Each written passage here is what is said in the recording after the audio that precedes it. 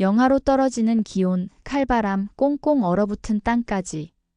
하지만 주인공에게 이 겨울은 남다른 의미로 다가옵니다.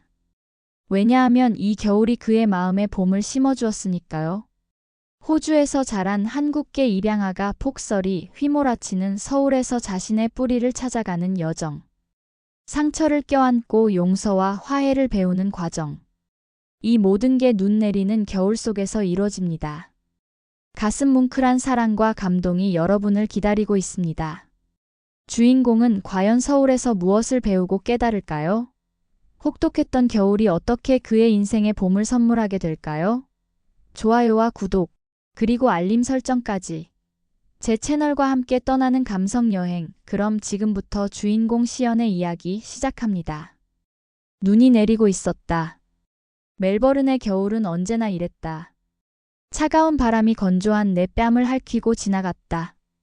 연구실 창밖으로 시선을 떨구자 곳곳에 눈이 쌓인 캠퍼스가 번져 보였다. 숨을 깊게 내쉬었다. 입김이 허공에 아련한 안개를 그렸다. 작년 겨울 폭설이 캠퍼스를 마비시켰던 기억이 떠올랐다. 나는 시민공학과 교수로서 할 수 있는 게 없었다. 아니, 정확히는 무엇을 해야 할지 몰랐다. 안전한 통학로 확보를 위해 밤낮 없이 고민했지만 묘안은 떠오르지 않았다. 강의실에 학생들이 반쯤 찰 때면 자괴감이 몰려왔다. 난 이 도시의 학생들과 시민들을 위해 무엇을 하고 있는 걸까? 문득 지난 학회에서 만난 한 교수가 떠올랐다. 그는 눈이 많이 오는 홋카이도에서 왔다고 했다. 말끝마다 고향 삿포로의 지하철을 자랑했다. 폭설에도 결행 없이 정시 운행된다는 것이다. 그때만 해도 그저 흘려들었는데 지금 와서야 궁금해졌다. 대체 어떤 도시에선 눈 속에서도 지하철이 멈추지 않을까? 그 의문이 머릿속에서 자라기 시작했다. 무언가에 씌인 듯 컴퓨터 앞에 앉아 검색을 시작했다. 겨울철 대중교통 우수 도시, 폭설 속 안전한 출퇴근 같은 키워드를 입력했다.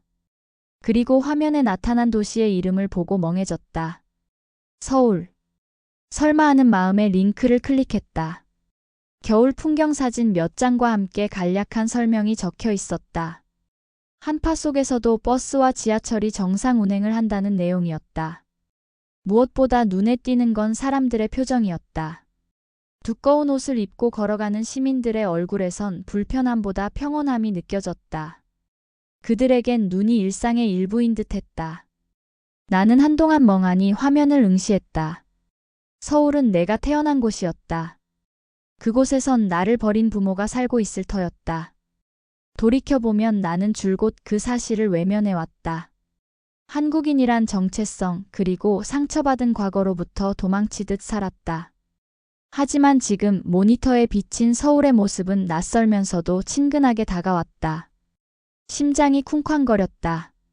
한 가지 생각이 떠오르자 자리에서 벌떡 일어섰다. 옷장에서 겨울옷을 꺼내 든 손이 떨렸다. 캐리어에 눈치 없이 물건들을 쑤셔 넣었다. 이성적으로 생각하면 무모한 결정이었다. 하지만 직감적으로 알 수 있었다. 지금이 아니면 영영 기회가 오지 않을 거란 걸. 나는 그 순간 깨달았다. 내가 그토록 외면하던 과거로 가야만 앞으로 나아갈 수 있음을. 서울행 비행기표를 구매하는 손가락이 바빴다. 미지의 공포와 두려움도 밀려왔지만 한편으론 묘한 기대감이 피어올랐다. 어쩌면 이 여정의 끝에서 나는 진정한 나를 만날 수 있을지도 모른다. 창밖에선 여전히 눈발이 흩날리고 있었다. 하지만 차가웠던 유리창이 어느새 서울의 빛을 받아 따스하게 느껴졌다. 나를 부르는 목소리에 귀를 기울이며 나는 희미하게 웃었다. 어서 오라고 고국에서 나를 기다리고 있었다. 비행기 바퀴가 활주로에 닿는 순간 묘한 감정이 밀려왔다. 두근거림 반, 두려움 반. 나는 딱딱한 의자에 등을 기댄 채 숨을 깊게 내쉬었다. 입양된 후 처음으로 한국 땅을 밟는 순간이었다. 공항은 생각보다 크고 현대적이었다. 넓은 통로를 따라 걸으며 주변을 둘러보았다. 간판마다 익숙하지 않은 한글이 빼곡했다. 마치 다른 세계에 온 것 같았다. 나는 천천히 걸음을 옮기며 그 낯선 감각을 즐기려 노력했다. 입국장에서 나와 로비로 향하는데 누군가 내 이름을 불렀다. 고개를 돌리자 핸드폰으로 내 사진을 들고 있는 사람이 보였다. 다가가니 그가 먼저 미소 지었다. 박시연 교수님 맞으시죠? 안녕하세요. 전 서울교통공사 연구원 한수연입니다. 완벽한 영어 발음에 잠시 놀랐다. 내심 통역을 대동할 줄 알았는데 다행히 직접 소통할 수 있을 것 같았다. 악수를 나누며 짧게 자기소개를 했다. 공항에서 나와 주차장으로 향하는 동안 한수연 씨는 내가 서울에 온 목적을 물었다.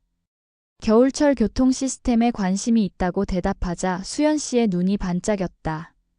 우리나라 대중교통은 정말 자랑할 만해요. 특히 겨울에 빛을 발하죠. 폭설이 와도 버스, 지하철은 물론이고 도로까지 체계적으로 관리해요. 교수님께서 충분히 배워갈 만한 가치가 있을 거예요. 운전을 하면서도 쉴 새 없이 서울 교통 시스템의 우수성을 설명하는 그녀의 모습에서 자부심이 느껴졌다. 말을 듣는 내내 아리송한 기분이 들었다.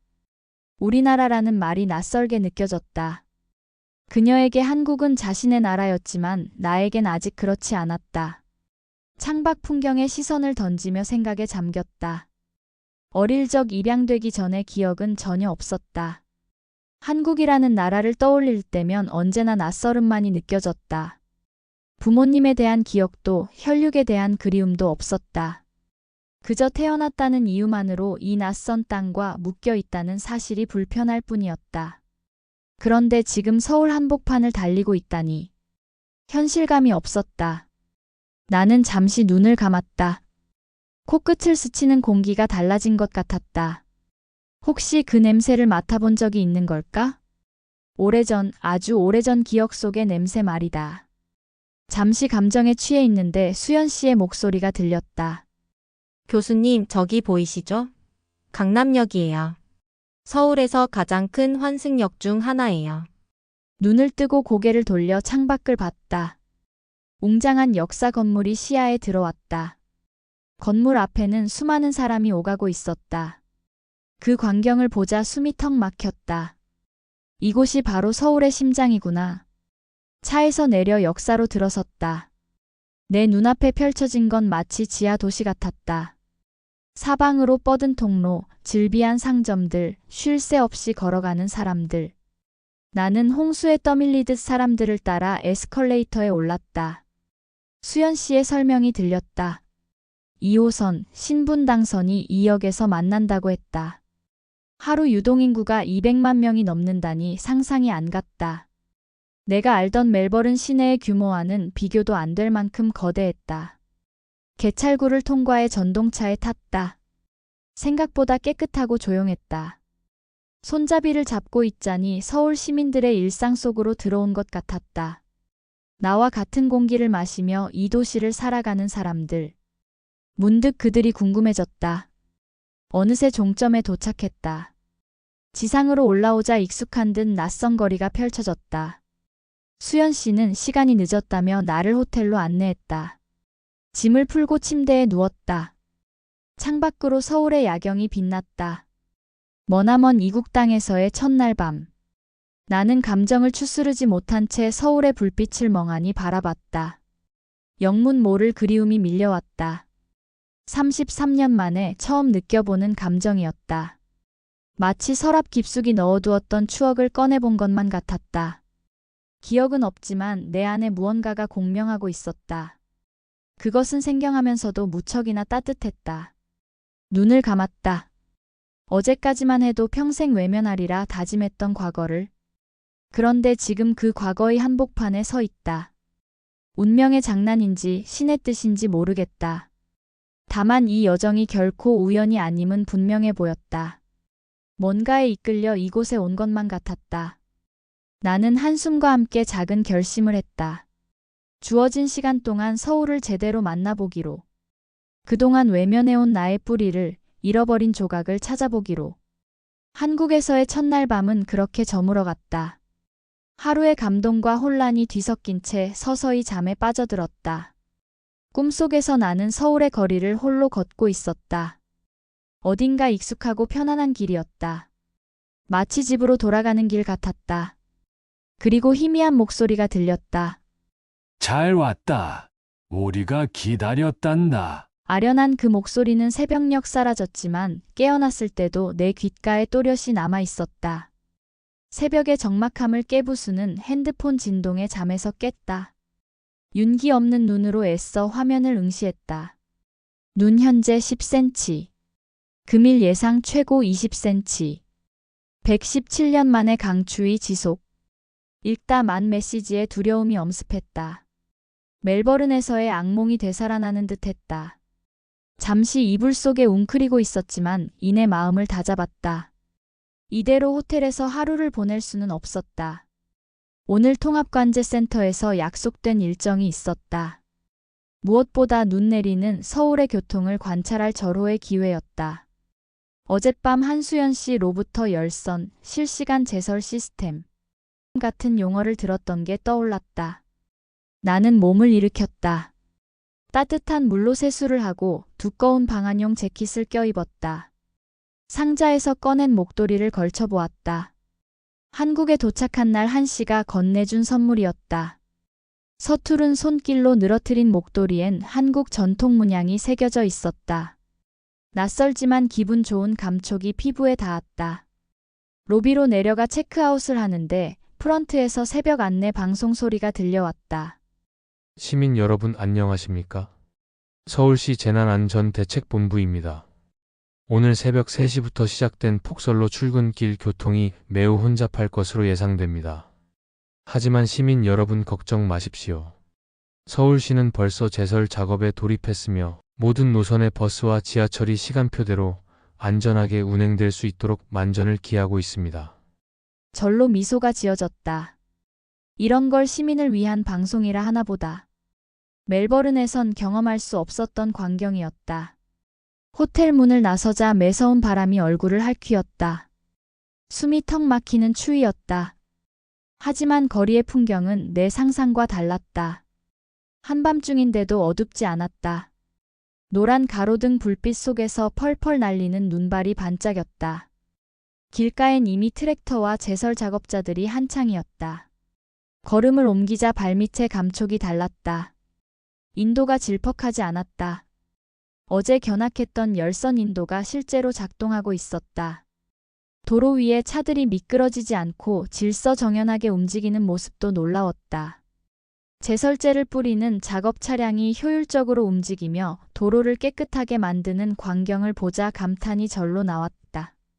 새벽의 서울은 117년 만에 폭설 속에서도 일사불란했다. 통합관제센터에서 본 것처럼 모든 시스템이 완벽하게 작동하고 있는 듯했다.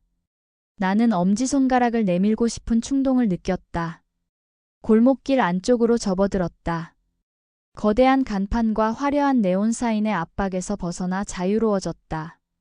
발걸음이 느려졌다. 좁은 골목을 걷는데 마음 한편이 간질거렸다. 어릴 적 봤을 법한 풍경이었다. 한참을 걷다 보니 주위가 고요해졌다. 골목 끝자락에서 홀로 눈을 치우시던 할머니 한 분이 보였다. 시청 제복을 입지 않으신 것이 이상했다. 한밤중에 허리 굽은 노인이 제설 작업을 하는 이유가 궁금해졌다. 다가가 인사를 건넸다. 할머니는 빗자루질을 멈추지 않으며 담담하게 말씀하셨다. 딸아, 이 동네는 우리가 치워야 한다. 나는 얼떨결에네. 라고 되물었다. 할머니는 웃으며 다시 입을 여셨다. 이 동네에 사는 사람들은 다 가족이나 마찬가지야. 내가 쓸고 옆집 아저씨가 쓸고 그러다 보면 금세 깨끗해지지. 동네의 크고 작은 점포 주인들이 자발적으로 제설 작업에 나선다는 할머니의 말씀을 들으며 나는 울컥했다. 어디선가 본 듯한 정경이었다. 개인의 힘은 미약하지만 이웃이 힘을 보태면 불가능할 것 없다는 오래된 지혜 말이다. 마치 최면에 걸린 듯 할머니 옆에 쪼그려 앉아 빗자루를 들었다. 처음엔 어색했지만 몇 번 휘두르다 보니 술술 움직였다. 한참을 치우니 땀이 흘렀다. 추운 줄도 잊은 채 할머니와 이런저런 얘기를 나누었다. 어느덧 날이 밝아오고 있었다. 골목은 제법 말끔해졌고 서서히 사람들의 움직임이 느껴졌다. 나는 할머니와 함께 길모퉁이 분식집에 들어갔다. 할머니는 든든한 아침으로 김치찌개를 끓여 내오셨다. 그때 들려온 이야기에 숟가락을 놓쳤다. 1980년대에 할머니는 외동아들 을 해외로 입양 보내셨다는 것이다. 그 아이가 바로 나와 또래일 터였다. 할머니의 아련한 눈빛에서 깊은 그리움이 느껴졌다. 입양에 대해 나는 늘 부정적으로 생각했었다. 하지만 할머니의 사연을 통해 새로운 시각을 얻었다. 부모 마음의 깊이를, 시대의 아픔을 알게 되었다. 서둘러 김치찌개를 먹고 인사를 고했다. 할머니는 아쉬운 듯 내 손을 잡으셨다. 시연아, 또 놀러 오려무나. 익숙한 듯 낯선 한국식 이름이 내 가슴에 꽂혔다. 나는 미소로 화답하고 점포를 나섰다. 밖은 벌써 아침 출근길 분주함으로 가득했다. 하지만 풍경은 여느 때와 달랐다. 햇살을 받아 반짝이는 설경 속으로 자연스럽게 스며드는 서울 사람들. 어디에도 혼란이나 막힘은 없었다. 117년 만에 폭설도 시민들의 걸음을 멈추게 하진 못했다. 관제센터로 향하는 길 할머니의 말씀이 자꾸 떠올랐다. 어쩌면 서울이 자랑하는 첨단 제설 시스템의 근간에는 이웃 간의 정이 있는 게 아닐까? 시민들의 자발적 참여와 공동체 의식이 없다면 아무리 훌륭한 시스템도 작동하기 어려울 거였다. 서울은 폭설 속에서도 멋지게 빛나고 있었다. 멀리서 바라본 남산타워의 설경은 숨이 멎을 정도로 아름다웠다. 나는 길을 걸으며 카메라 셔터를 계속 눌렀다. 이 모든 순간을 담아내고 싶었다. 새하얀 설원을 가로지르는 버스, 굳건히 서 있는 고층 빌딩들, 한옥의 고즈넉한 처마. 비로소 서울의 겨울을 제대로 만난 것 같았다. 지독한 추위 속에서도 온기를 잃지 않는 도시. 회복 탄력성이 느껴졌다. 관제센터에 도착해 어제 만난 연구원들과 인사를 나눴다. 모두가 밝은 표정이었다. 아침 일찍부터 시스템을 가동해 제설 작업을 완료했다는 소식을 전해 들었다. 밤사이 쌓인 눈들이 말끔히 치워진 서울의 거리. 그 모습을 실시간 영상으로 지켜보며 모두가 자부심에 젖어 있었다. 발표를 하러 앞으로 나섰다. 멜버른에서의 교통대란 사례를 보여주며 거기에서 얻은 교훈을 설명했다. 그리고 서울시의 선진 시스템을 높이 평가했다. 단순히 기술의 차이가 아니었다. 무엇보다 시민의식의 성숙도가 다르다는 점을 강조했다. 자발적 제설 참여 문화의 가치를 역설했다. 연구원들은 공감의 박수를 보내주었다. 이어지는 질의응답 시간. 많은 이들이 멜버른의 혹독한 겨울을 이겨내는 노하우를 물었다. 눈과 싸우는 전략을 공유하고 서로의 경험을 나누었다. 폭설에 맞서는 도시 간의 연대. 참으로 뜻깊은 회의였다. 창밖을 내다보니 여전히 한방눈이 내리고 있었다. 하지만 두렵지 않았다. 어젯밤의 초조함은 온데간데 없었다. 이 눈을 정복할 수 있다는 확신이 생겼다. 서울의 시스템과 시민 정신을 배웠으니까. 이젠 두려울 게 없었다. 통합관제센터를 나오며 가슴이 뭉클했다. 단순히 겨울철 교통에 관해 배운 것이 아니었다. 폭설 앞에서도 당당할 수 있는 저력을 배웠다. 그리고 공동체 의식이 만들어내는 기적 같은 힘을 배웠다. 폭설은 계속되고 있었다. 하지만 서울의 거리는 제 모습을 잃지 않고 있었다. 버스와 지하철은 여전히 제 시간에 움직였고 자동차들은 안전하게 도로 위를 활주했다. 무엇보다 시민들의 발걸음은 멈추지 않았다. 혹독한 겨울 한복판에서도 온기를 잃지 않는 도시 서울. 그 모습을 지켜보며 나는 감동에 젖었다. 내가 태어난 곳, 내가 잊고 살던 곳이 이토록 강인한 도시였다니. 눈발을 맞으며 걷던 발걸음이 가벼워졌다. 이국 땅에서도 외롭지 않았다. 어딘가 이곳이 나의 고향 같았다. 밤새 쌓인 눈더미도 매서운 칼바람도 두렵지 않았다. 길을 걷다 문득 떠오른 기억이 있었다. 멜버른의 겨울, 폭설로 꽁꽁 얼어붙은 거리를 홀로 걷던 날이었다. 끝없이 펼쳐진 하얀 설원에 압도되어 무력감을 느꼈던 그때. 하지만 지금은 달랐다. 폭설 속에서도 꿋꿋이 제 갈 길을 가는 서울 사람들의 모습에서 희망을 보았다. 관제센터에서 만난 한 연구원의 말이 떠올랐다. 눈은 억만 송이로 내려와도 봄을 이길 순 없습니다. 우리는 늘 봄을 갈망하죠. 겨울 속에서도 꽃은 피는 거예요. 멜버른행 비행기에 몸을 실으며 나는 조용히 미소 지었다. 돌아가면 도시를 바꿔놓고 싶었다. 서울에서 배운 정신으로 말이다. 함께 모여 살을 맞대고 이웃의 눈을 치워주고 버스 안에서 노약자에게 자리를 양보하는 그런 문화 말이다. 이제 나는 달라졌다. 한국인임을 부끄러워하지 않을 것이다. 오히려 자랑스러워할 것이다. 나를 있게 한 나라, 나를 키워준 나라 모두에 감사할 것이다. 1년 후 나는 다시 서울을 찾았다. 하지만 이번엔 혼자가 아니었다. 내 곁엔 남편 다니엘과 입양기관을 통해 만난 나의 어머니 박영숙 씨가 함께였다. 눈 내리던 그 거리를 걸으며 우리는 이야기를 나누었다. 어머니는 내가 태어난 병원, 처음 발을 디뎠던 집, 입양 전 잠시나마 행복했던 순간들을 낱낱이 털어놓으셨다. 그 기억 하나하나가 내 상처를 어루만졌다. 골목 모퉁이에 다다르자 그 분식집이 보였다. 한 해 전 나와 눈을 치웠던 그 할머니가 반갑게 우리를 맞이했다. 그 자리에서 어머니와 할머니는 서로를 알아보셨다. 영수가 그 아기 잘 컸구나. 내가 그때 좀 더 용기 내서 도와줄 걸 그랬어. 아닙니다, 어머니. 제가 결정한 일인데 이렇게 다시 만나게 될 줄은 몰랐어요. 눈물로 뒤범벅이 된 두 사람을 보며 나도 목이 메었다. 다니엘이 내 손을 꼭 잡아주었다. 이 순간 나는 깨달았다. 그들 모두 나를 사랑하고 걱정했음을. 나 역시 그들을 사랑하고 있음을. 어머니 걱정하지 마세요. 전 멜버른에서 행복하게 잘 살고 있어요. 하지만 이곳 제 고향도 사랑하고 있습니다. 눈물을 닦으며 어머니를 안아드렸다. 서로를 용서하고 받아들이는 순간이었다.